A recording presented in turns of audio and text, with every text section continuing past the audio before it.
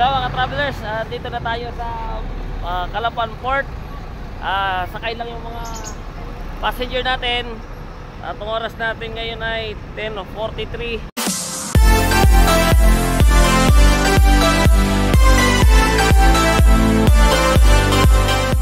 Kumusta ka Josiah dyan? Mabuti walang pating.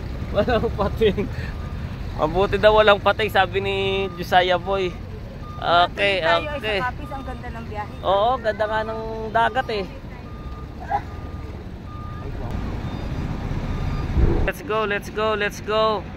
Okay, ganda ng ilaw natin guys, di ba? Napakaliwanag ng ilaw. Ako naman ang sasakay. Padaan muna ako, father. Oh, yan. Aha. Op, kumusta kayo? Nakatulog-tulog ba kayo? Ay, si May. Na hindi pa alam. Ay, ako sarap ng tulog ko. Kaya ka po yung mga kuring po. Magandang araw po mga ka-travelers. Ipinapakilala ko po pala sa inyo ang Family Missionary Journey Luya Plus Massage Herbal Oil. Ang Luya Plus Massage Herbal Oil po ng Family Missionary Journey ay mula po sa sariwang luya. At meron din po itong konting sili at konting luyang dilaw at iba pa pong mga sangkap na natural na makatutulong po ito at mabisang lunas para sa mga masasakit na mga pangatawan. Kagaya po ng mga sakit sa ulo, sakit ng tiyan, sakit ng mga kalamnan, mga kasukasuan, pamamanhid ng mga balikat, braso, kamay, at lahat pa po ng mga nararamdaman natin na mga sakit-sakit sa ating katawan. Ang Luya Plus Herbal Oil po ay hindi po ito pwedeng inumin. Ito po ay external use only. Kaya po kami gumawa nito mga ka-travelers dahil alam nyo naman tayo ay driver. Simula pa noon sa ating pagmamaneho, katuwang na po natin ang mga haplas. Umu-order tayo kahit saan sa Shopee at sa mga online o sa mga kakilala din natin para po tayo ay magkaroon ng panghaplas pagkatapos po ng napakahaba nating mga paglalakbay kasi nakakapagod yan, alam naman yan ng mga kapwa driver natin. Kaya po naisipan po ng akin po nga minamahal na asawa na gumawa ng Luya Plus Herbal Massage Oil. Paano nga ba ito gamitin?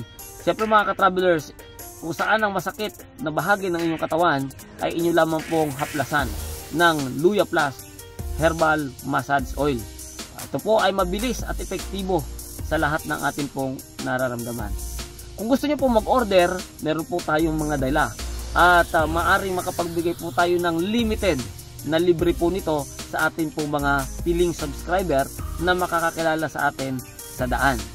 Sa susunod, kapag marami na tayong na-produce, ay mamimigay po tayo ng libre dito. Sana po patuloy nyo suportahan ng ating paglalakbay para po makagawa tayo ng marami pa nito at makatulong tayo sa mga nangangailangan po ng mga ganitong produkto. Ang presyo po ng ating pong Luya Plus Massage Herbal Oil ay 300 pesos lamang po sa kanyang retail price. At syempre, nagbibigay din po tayo ng wholesale nito. At malaki po discount kapag po kayo ay kumuha ng wholesale. I-PM nyo na lang po kami para po sa mga karagdagang informasyon sa ating pong Luya Plus Herbal Massage Oil. Ayan, ito pa po ang ating mga sample.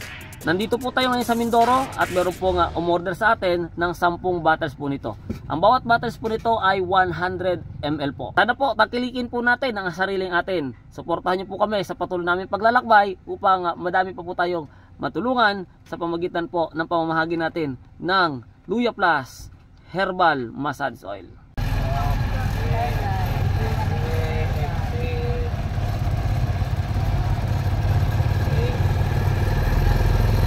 Welcome to Calapan Oriental Mindoro.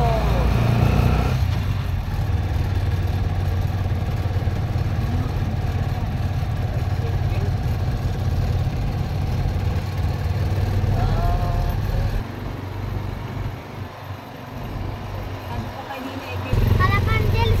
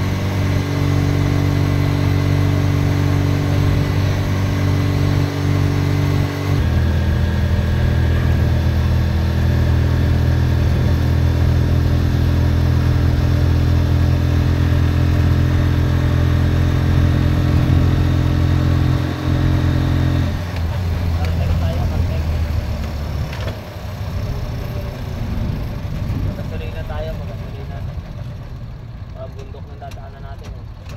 Ito.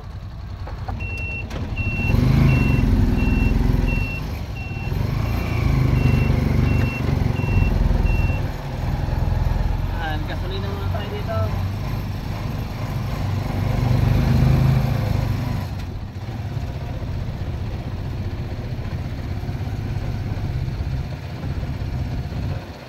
Pati nagkasulina. Ay, wala pala din yung ating inuman. Alright. Bakit ka naman gusto naman? Tank muna tayo dito guys. Yung Saan ko pa ba ito nakalapan? Ako. Kalapan pa rin. 294. Kano? 294.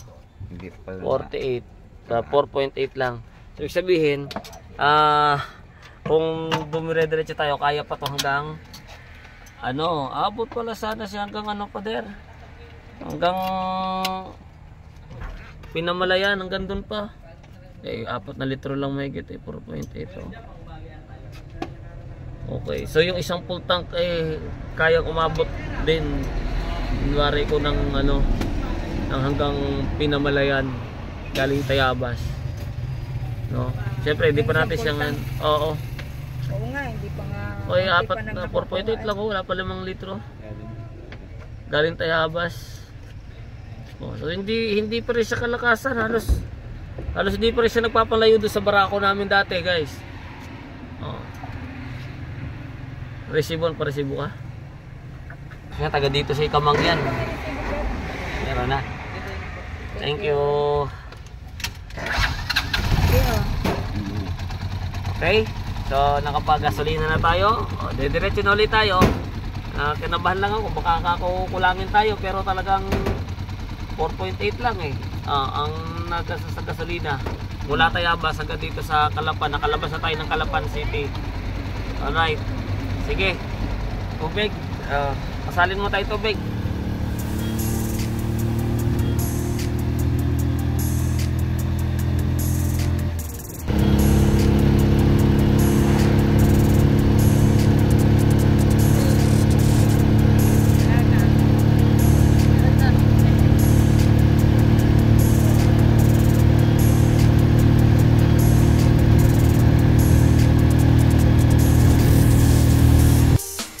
So yan mga ka-travelers, good morning. Ayan, nandito kami ngayon sa Oriental Mindoro.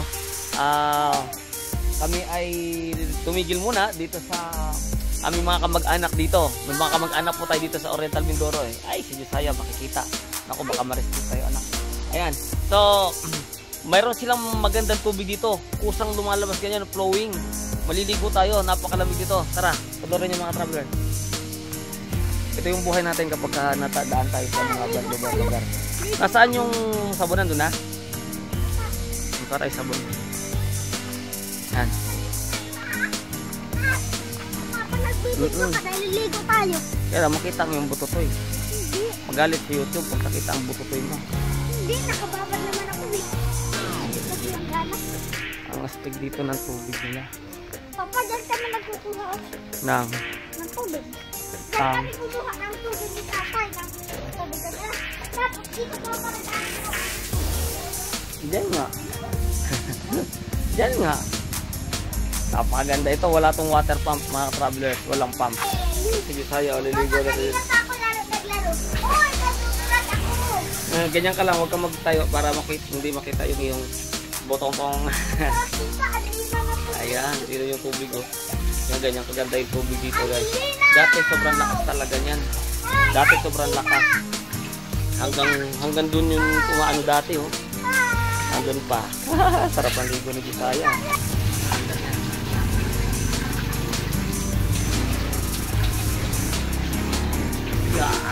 Ayaw ko magtayo. Gusto ko nakaupo.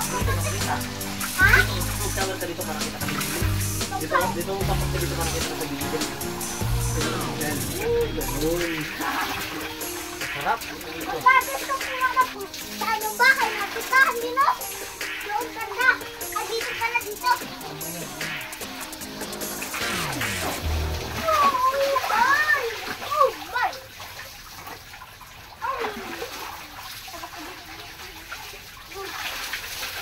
Hoy, Papa, diyan inumin. Diyan inumin. Hindi. Lagot ka. hindi pa naman yan inumin. Inumin na sila. Hindi nga yan inumin. Lagot ka? May lason pa naman yan, Papa. Wala eh.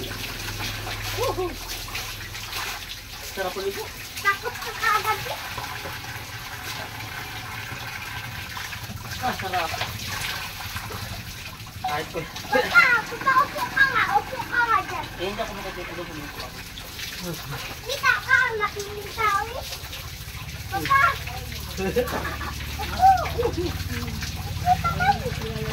Papa po! Inusutex naman! Ayaw dito! Pautex! Ikaw ba yung nakasabunan di saya? Apa! Walang katila! Papa, anong lilo-lilo na? La-la-la-la-lilo-lilo! La-la-la-la-la-la-la! Lilo-lilo! Kailan ka tayo makakarating ng Mindanao, Papa? Ano pa kayo? Ano pa? Bago ba lang sa pinatatuloy niya? Hindi lang matulog. Papa, papa, nasa na yung robot na ano? Yung nagilog sa kamay. Pinatulog na pala.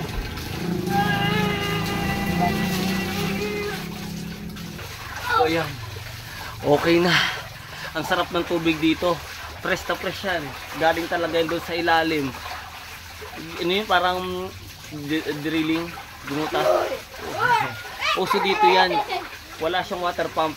Kusa lang lumalabas yung tubig. Bumubukal na ganun. Dati sobrang lakas talaga yan. Buong-buong ganyan, no? Tapos, habang tumatagal, pahina na rin silang pahina. Pagka talagang mahina-mahina na yan, magbutas naman uli yan sila.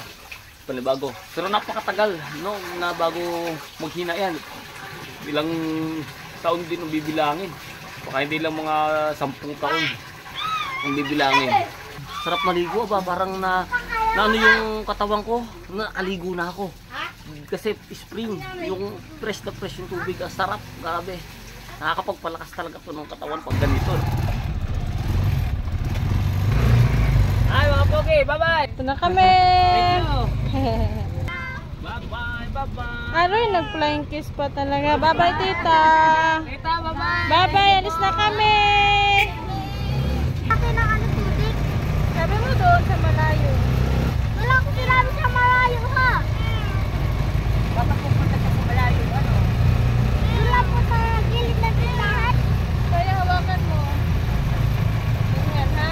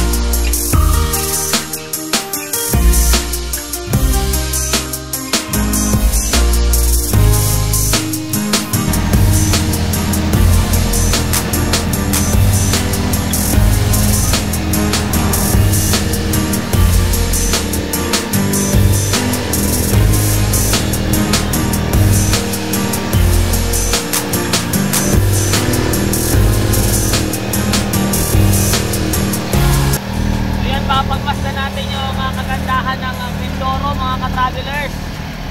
Mapapansin natin, ang Mindoro Oriental ay isang agricultural land. Talagang punong-puno po siya ng mga produktong agrikultura.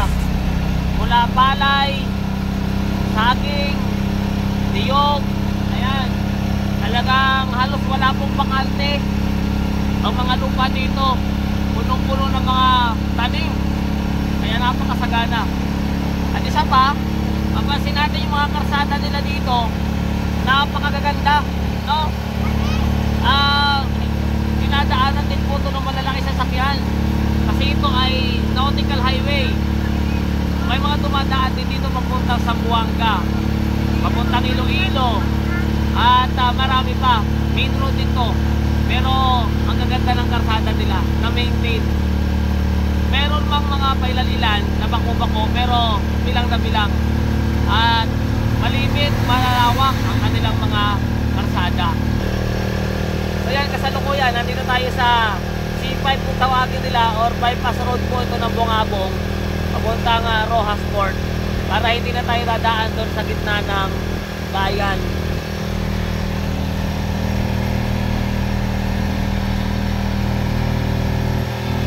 Nagpahapon-hapon kami para makapagpahinga.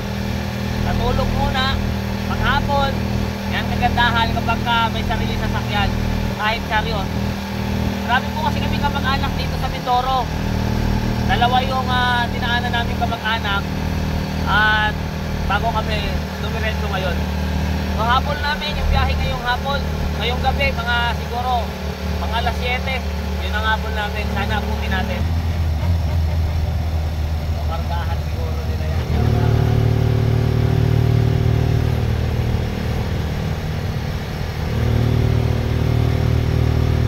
Parang ako, talagang nagkahan. Kapag ang chariot hindi na modified, talagang parang masyadong siya tingnan.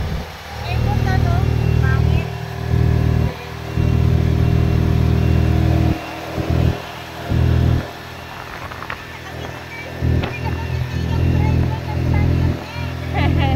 Make everything balance. And praise the Lord.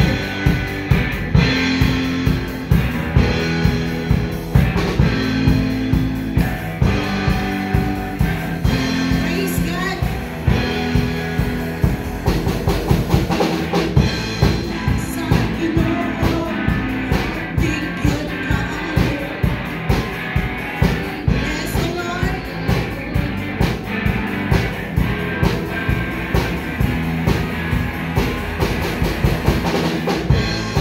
Sa Ginoo, bigyan ka.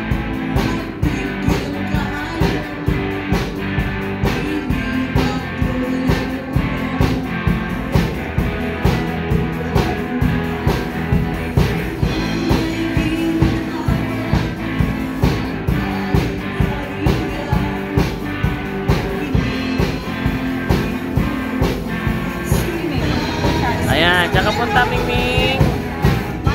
Ayan o. Kita nyo mga ka-travelers. So, nakarating na sa Mindoro, si Quintin.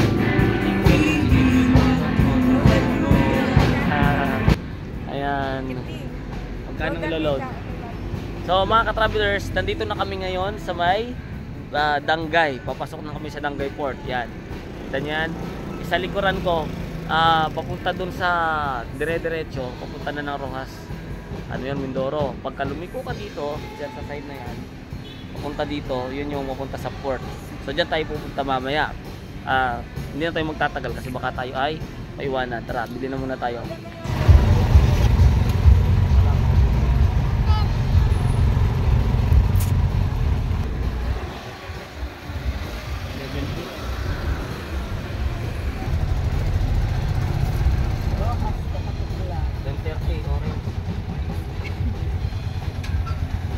Walang 8:30.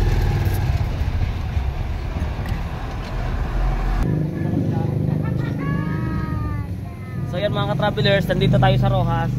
Nagtitingin tayo. Yung Montenegro, hindi pa sure kung anong oras. Wala pa silang, baka bukas pa daw. Dito sa Orange Navigation, medyo mura. Kaya lang, ito yung sinakyan natin dati, yung nakamotor tayo. Okay lang yun. Pwede na dito, no? Mas mura kasi ito eh. Regular 900, student 720, senior 640, mura-mura. Ilang oras ba tayo? 5. Malaki ang ano lang. Malayo-layo pala. Travelers, nandito na po tayo ngayon, Roxas Oriental Mindoro. So tayo po ay patawid na ng Katiglan ngayon. No, ito po si chariot natin. At dito tayo sa Orange Navigation. Hindi siya kagandahang barko, hindi siya first class na barko, pero mura lang naman siya. At medyo mas mabagal-bagal. Pero okay yun kasi mas makakatulog tayo ng ayos, mahaba-haba yung tulog. At dito naman, ito sa kabila, ito si Starlight nasa likod ko.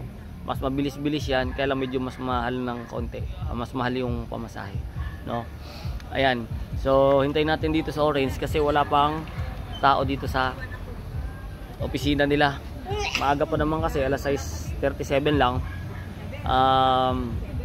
Ang schedule ng alis nila ay ayan, 10:30 PM ang schedule nitong Orange Navigation. Kay Starlight naman po ang schedule niya ay ito. Dito nakaharap. Ayan, yan. Kay Starlight Ferry naman, Roxas to Katiglan, alas 11. So, pero mas mauna pa rin po makarating yan doon kahit mauna pa yung kabila kasi mabilis po yung barko nila. Yun nga lang, may kataasan ng presyo ng kaunti, ano. Doon na muna tayo sa mas mura-mura. Ang habol ko lang is mas mahaba-haba yung time natin para makatulog, no. Yan yung aming babayaran, 7,626. So, i-detail ko na lang sa inyo mga travelers kung magkano yung nakalagay doon sa ticket natin, ano, mamaya kapag ano na natin. Ilang oras po ang travel time nito? 5 hours. So mahaba-haba pa oras tulog natin. Makaka-recover pa tayo. Makakaipon pa tayo ng energy hanggang makarating tayo doon. Ay sir, baka may shoutout ka dyan sir? Shoutout yung para sa inyo, nandiyan na. Ayun, parcel nyo, mga Shopee. Sa GNT Express. Saan deliver nyo sir? Mindanao. Mindanao din? Ayan. Ayan, ito pala, pabayad muna ako. Ayan. So, shoutout sa mga taga Orange Navigation. Family Missionary Journey, sir. YouTube channel, tsaka Pamilya Bihero channel sa Facebook. Ayan. So, sumakay na kami dito mga last year, galing Roxas, pero nakasingle lang kami. Malaking discount kasi dito, mas malaking diferensya. Ang dami namin eh. Shoutout sa lahat ng mga truckers na mga manlulupit. Alright. So, pwede na tayong pumasok. Okay. Oh, listahan. Mga kami listahan. Mga travelers, nakakuha na tayo. So, ayan. Bigay natin yung sukli. At teka, magbayad na nga muna tayo dito sa ano. Bayaran ko na muna. Ay, hindi naman kailangan. So, discounted na si Josiah sa atin. So, titingnan natin Senior, dito. magkano? Yung lahat ng ticket nandito na. Bayaran na muna natin ito doon. Bayaran na muna natin bago tayo pumasok. Nila mga travelers dito tayo sumakay sa MV Roro Master. So ayan, 1:30 AM, 10:30 AM, tapos 1:30 PM, tsaka 10:30 PM. So yan po yung presyo, no? Alright, nandyan po yung kanyang presyo.